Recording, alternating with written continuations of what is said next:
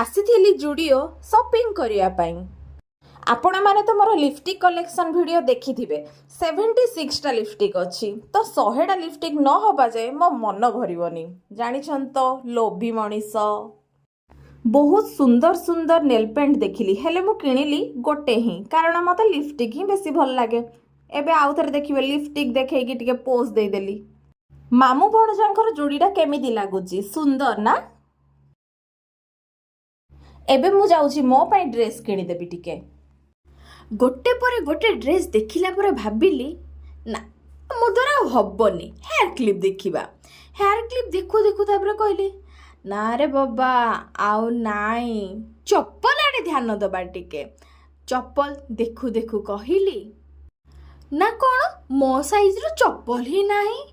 ଛାଡ଼, ବିଚିତ୍ର ଏ ଦୁନିଆ। ପୁଣି ଡ୍ରେସ୍ ଦେଖିବାକୁ ଆସିଗଲି।